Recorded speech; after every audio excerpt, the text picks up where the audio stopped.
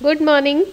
मैं doctor Jyoti Gautam, assistant professor, department of sociology, government Meera girls college, आज second year की class में आपको सैम्पलिंग के बारे में बताऊंगी। सैम्पलिंग नाम से ही पता चल रहा है, सैंपल किसी भी बड़े चीज़ का, बड़े अनुपात का छोटा अनुपात सैम्पलिंग कहलाता है, जिसको हिंदी में निदर्शन कहता है। समग्र में से कुछ इकाइयों को अध्ययन हेतु प्रतिनिधि के रूप में चुनना निदर्शन कहलाता है। तो इस लाइन में दो बातें महत्वपूर्ण हैं। एक तो समग्र, समग्र मतलब संपूर्ण, सारा, और उसमें से कुछ इकाइयों को प्रतिनिधि के रूप में चुनना कि जिसमें से हम जो हमारे पूरे संपूर्ण का प्रतिनिधित्व करती हो, जिसमें वह सब विशेषताएं हो जो समग्र में हो, तो वह निदर्शन कहलाता है। तो सबसे पहले तो हम ये जानेंगे कि हमें निदर्शन चुनना क्यों पड़ता है। तो निदर्शन का चुनाव हमें इसलिए करना पड़ता है कि समग्र बहुत बड़ा होता है। समग्र का स्टडी करना बहुत मुश्किल होता है, क्योंकि जब हम किसी भी समस्या का या सामाजिक अवधारणा का अध्ययन करते हैं तो हमें समग्र का चुनाव बड़ी कठिनाई उत्पन्न करने वाला बन जाता है। मान लो जैसे हमें भारत में प्रमुख समस्याएं का अध्ययन करना है या भारत में निर्धनता की समस्या, तो भारत एक समग्र हो गया, तो भारत बहुत बड़ा है। इसी तरह मान लो राजस्थान में महिलाओं की समस्याओं पर अध्ययन करना है, तो हम पूरे राजस्थान के सभी लोगों से जाकर अपना तथ्य एकत्रित नहीं कर सकते। इसलिए हमें समग्र में से कुछ इकाइयों का चुनाव करना पड़ता है ताकि हमारी रिसर्च संभव हो सके और हम ऑथेंटिक डेटा प्राप्त कर सकें। तो इस विभिन्न समाजशास्त्रियों ने समय समय पर कुछ डेफिनेशंस दी हैं। उसमें पहली डेफिनेशन है गुडे एवं हार्ट के अनुसार एक निदर्शन, जैसा कि नाम से ही स्पष्ट है कि एक बड़े समग्र का छोटा प्रतिनिधि है। यहाँ भी पुनः वही बात हो रही है कि निदर्शन बड़े समग्र का छोटा प्रतिनिधि है। तो निदर्शन में अपने को ये अवश्य ध्यान रखना है कि जो भी निदर्शन का चुनाव किया जाए वह समग्र को रिप्रेजेंट करता हो, उसमें समग्र की सभी विशेषताएं आती हों। इसी तरह अगली डेफिनेशन बोगार्डस ने दी है। बोगार्डस के अनुसार निदर्शन एक पूर्व निर्धारित योजना के अनुसार इकाइयों के एक समूह से निश्चित प्रतिशत का चयन है। अर्थात निदर्शन में हम एक निश्चित प्रतिशत का चयन करते हैं। निदर्शन को चुनाव करते समय उसकी संख्या का भी ध्यान रखा जाता है। जैसा कि पूर्व की डेफिनेशन में ये कहा गया कि निदर्शन समग्र का प्रतिनिधित्व करता है, उसी तरह निदर्शन एक निश्चित प्रतिशत भी है समग्र का, जिसमें समग्र की संपूर्ण विशेषताएं, समग्र के बारे में संपूर्ण जानकारी हासिल होती है। तो परिभाषाओं से हमें समझ में आया कि समग्र में से जिन इकाइयों का चयन निदर्शन के रूप में किया जाता है, उनके सामान्य लक्षण लगभग वे ही होते हैं जो उस समग्र के होते हैं, और इसी दृष्टिकोण से उसे समग्र का प्रतिनिधि माना जाता है।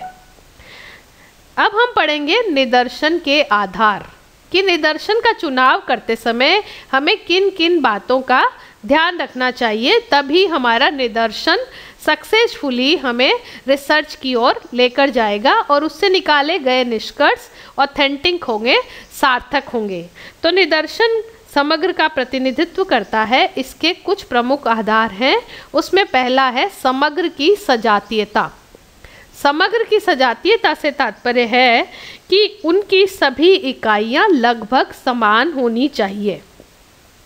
इस संदर्भ में लुंडबर्ग ने लिखा है, यदि तथ्यों में अत्यधिक एकरूपता पाई जाती है, अर्थात संपूर्ण तथ्यों की विभिन्न इकाइयों के मध्य बहुत कम अंतर पाया जाता है, तो संपूर्ण में से कुछ या कोई इकाई समग्र का प्रतिनिधित्व उचित रूप में कर पाएगी।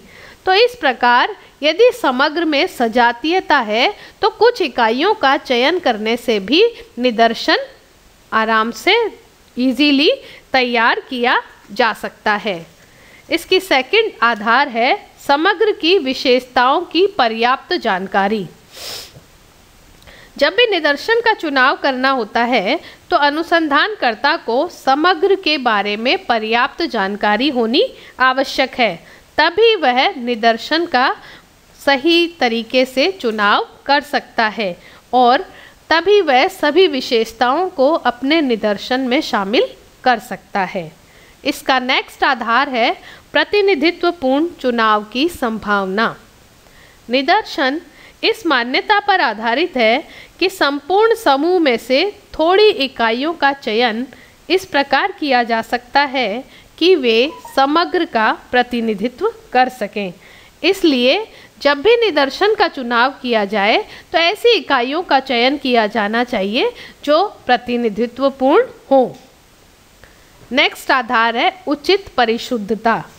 निदर्शन निर्माण के समय यह ध्यान रखा जाना चाहिए कि निदर्शन में इकाइयों की संख्या पर्याप्त हो, वे सभी समग्र का प्रतिनिधित्व करती हों और उनसे निकाले गए निष्कर्ष पूर्ण रूप से सही वास्तविकता का चित्रण करते हों।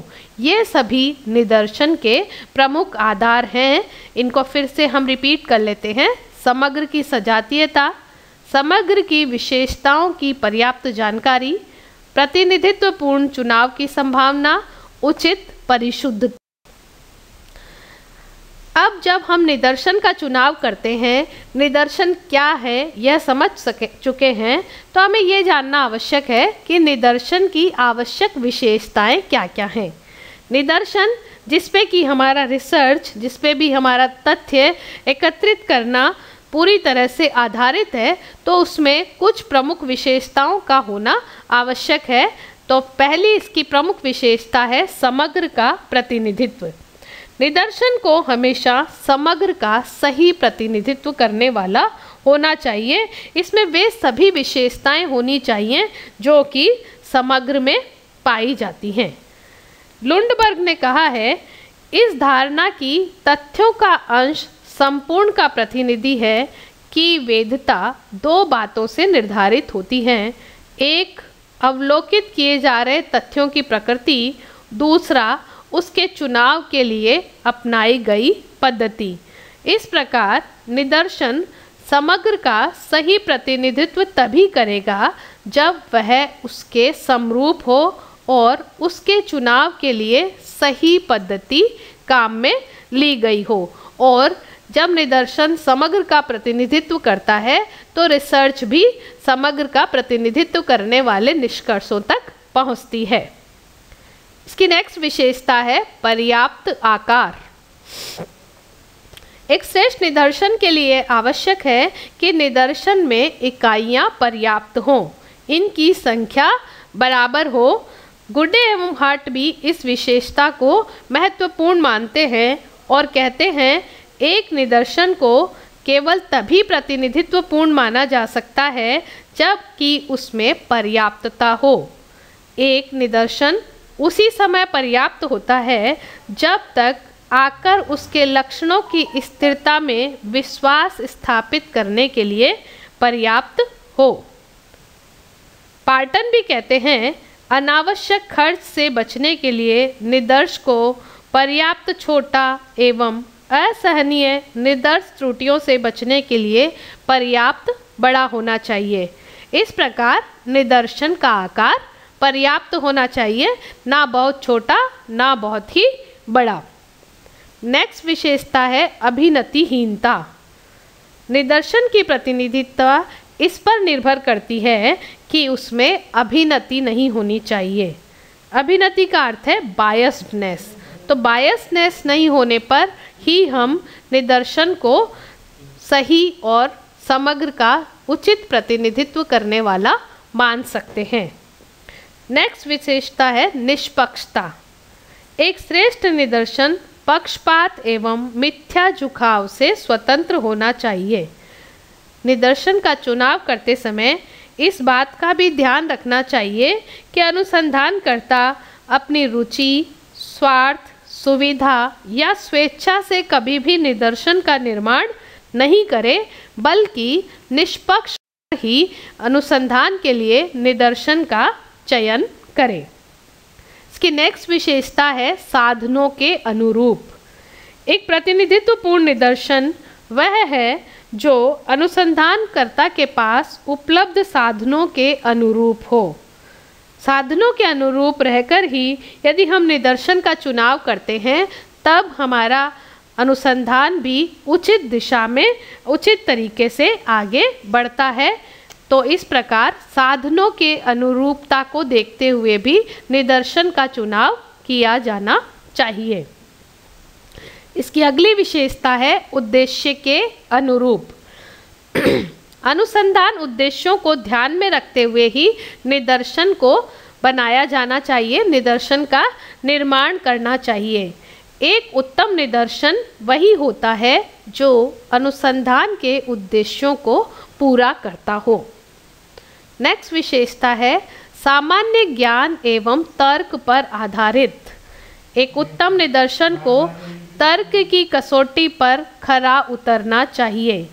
अनुसंधानकर्ता को निदर्शन के चुनाव में नियमों एवं सूत्रों के साथ साथ तर्क एवं सामान्य ज्ञान का भी ध्यान रखना चाहिए और इसी से हमारा निदर्शन उचित दिशा में हमें मार्गदर्शन प्रदान करेगा। नेक्स्ट विशेषता है व्यावहारिक अनुभवों पर आधारित। एक उत्तम निदर्शन का चयन करने के लिए हमें अन्य अनुभवी अनुसंधानकर्ताओं के अनुभवों का भी उपयोग करना चाहिए और इस उपयोग को हमें निदर्शन चुनाव में भी यूज करना चाहिए ताकि हम उचित निदर्शन का निर्माण कर सकें। इसकी एक और महत्वपूर्ण विशेषता है स्वतंत्रता। समग्र की प्रत्येक इकाई को निदर्शन में चुने जाने की स्वतंत्रता होनी चाहिए। सभी को समान अवसर प्राप्त होना चाहिए। निदर्शन में किसी भी इकाई का सम्मिलित होना और सम्मिलित नहीं होना यह पूर्णतः स्वतंत्र होना चाहिए, तभी हम एक श्रेष्ठ निदर्शन का निर्माण कर सकते हैं। तो इस प्रकार हमने देखा कि निदर्शन में कुछ प्रमुख आवश्यक विशेषताएं हैं। यह होने पर ही हमारा निदर्शन उचित अनुसंधान की ओर हमें लेकर जाएगा। इनमें प्रमुख है फर्स्ट, समग्र का प्रतिनिधित्व, सेकंड, पर्याप्त आकार, थर्ड, अभिनतिहीनता, फोर्थ, निष्पक्षता, फिफ्थ, साधनों के अनुरूप, सिक्स्थ, उद्देश्यों के अनुरूप, सेवेंथ, सामान्य ज्ञान एवं तर्क पर आधारित, एट्थ, व्यावहारिक अनुभवों पर आधारित एंड नाइन्थ, स्वतंत्रता। पार्टन ने श्रेष्ठ निदर्शन की विशेषताओं को इस प्रकार भी बताया है कि एक सर्वेक्षण में वह निदर्शन उत्तम होता है जो कुशलता, प्रतिनिधित्व, विश्वसनीयता तथा लोच की आवश्यकताओं की पूर्ति करता हो। अनावश्यक व्यय बचाने की दृष्टि से निदर्शन को पर्याप्त छोटा होना चाहिए तथा असहनीय त्रुटि को दूर करने के लिए इसे पर्याप्त बड़ा भी होना चाहिए। तो आपको समझ आया होगा निदर्शन क्या है, सैम्पलिंग क्या है और इसको चुनाव करते समय हमें किन किन आधारों का ध्यान रखना चाहिए और इसकी प्रमुख विशेषताएं कौन सी है। और निदर्शन, क्योंकि हम समग्र को अपने अध्ययन में यूज नहीं कर सकते, समग्र डेटा का अध्ययन में स्थान नहीं बनाया जा सकता, इसलिए समग्र के प्रतिनिधित्व के रूप में निदर्शन का चुनाव किया जाता है जो हमें समग्र जैसा ही अनुभव कराता है, क्योंकि समग्र की सजातीयता विजातीयता को ध्यान में रखकर ही निदर्शन का चुनाव किया जाता है। Thank you very much. ये पूरा पेपर आपको अनुसंधान के बारे में ही जानकारी देगा। Thank you.